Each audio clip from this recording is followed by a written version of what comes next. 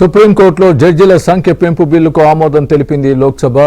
మరోవైపు పార్లమెంట్లో విపక్షాల నిరసనలు కొనసాగుతూనే ఉన్నాయి. దీంతో ఉభయ సభలు మంగళవారానికి వాయిదా పడ్డాయి.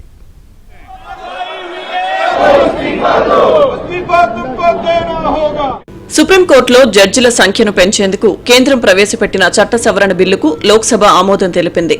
చీఫ్ జస్టిస్ సహా న్యాయమూర్తుల సంఖ్య 34 నుంచి 38కి పెంచేందుకు ఈ బిల్లు పెట్టారు. దీనిపై కేంద్ర మంత్రి అర్జున్ రామ్ మేఘ్వాల్ చర్చ మొదలుపెట్టారు. అయితే అయోధ్య విరాళాల వివాదంతో పాటు ప్రధాని మోదీ, అమిత్ షాను తమ ప్రశ్నలకు సమాధానం ఇవ్వాలని విపక్ష సభ్యులు నినాదాలు చేశారు. కీలకమైన బిల్లుపై చర్చలో పాల్గొనాలని సభ్యులను స్పీకర్ కోరారు. అయినా ప్రతిపక్షాలు వెనక్కి తగ్గలేదు. దీంతో ఎలాంటి చర్చ లేకుండానే బిల్లును స్పీకర్ ఆమోదించారు. అనంతరం సభను రేపటికి వాయిదా వేశారు.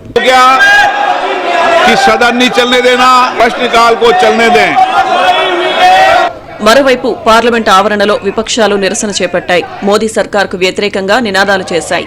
హోంమంత్రి అమిత్ షా సభకు ఎందుకు రావడం లేదంటూ ప్లకార్డులు ప్రదర్శించాయి.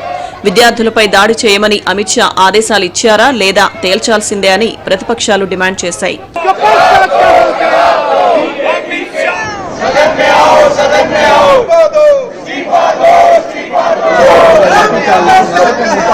అయోధ్య రామమందిరం విరాళాల చోరీకి వ్యతిరేకంగానూ విపక్షాలు నిరసన వ్యక్తం చేశాయి. చందా చోర్ అంటూ ప్రభుత్వానికి వ్యతిరేకంగా నినాదాలు చేశాయి. విరాళాలు సేకరిస్తూ నిరసన వ్యక్తం చేశాయి.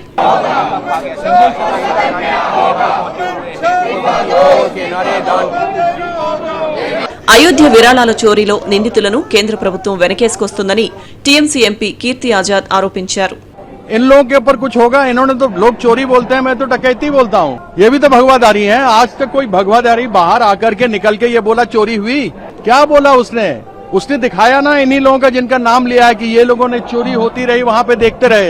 डकैती होना और वहाँ देखना और उसको रोकना नहीं भी आपको डकैती में भागीदार होते हैं।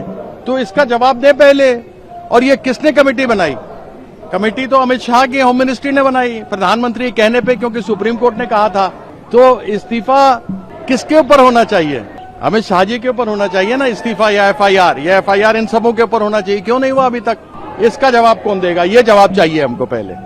అయోధ్య విరాళాల చోరీ అంశాన్ని పక్కదారి పట్టించే కుట్రలో భాగంగానే రాహుల్, పప్పు యాదవ్ పై ఎఫ్ఐఆర్ నమోదు చేశారని విమర్శించారు Samajwadi MP Dimple Yadav. This is just to deflect the issue and ये जो सरकार है is a complete sense of disillusionment in the government and people are disappointed by the government क्योंकि जिस तरह से चंदा चोरी करी गई, जिस तरह से जमीनों के घोटाला करे गए राम जन्मभूमि को लेकर, तो मैं समझती हूँ कि ये सरकार पूरी तरह जिम्मेदार है और आज तक एक पे भी एफआईआर नहीं हुआ।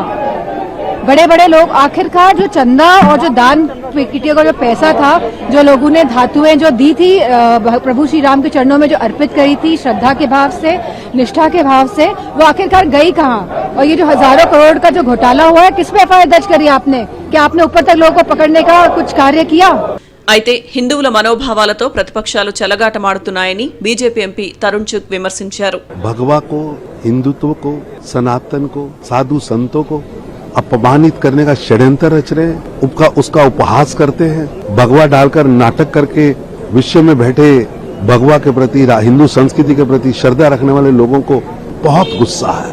पूरे विश्व में हिंदुओं के मन में आक्रोश है कि किस तरह से राहुल गांधी के नेतृत्व में कांग्रेस लगातार भारत, भारतीयता, सनातन, भगवा इनका विरोध भी कर रही है, इन पर उपहास कर रही, अपशब्द कह रही।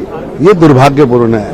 మొత్తం మీద పార్లమెంట్ వర్షాకాల సమావేశాలు వాడి వేడిగా జరుగుతున్నాయి. నీట్, అయోధ్య విరాళాలపై ప్రతిపక్షాలు ప్రభుత్వంపై మండిపడుతున్నాయి. దీంతో పార్లమెంట్లో వాయిదాల పర్వం సర్వసాధారణమైంది.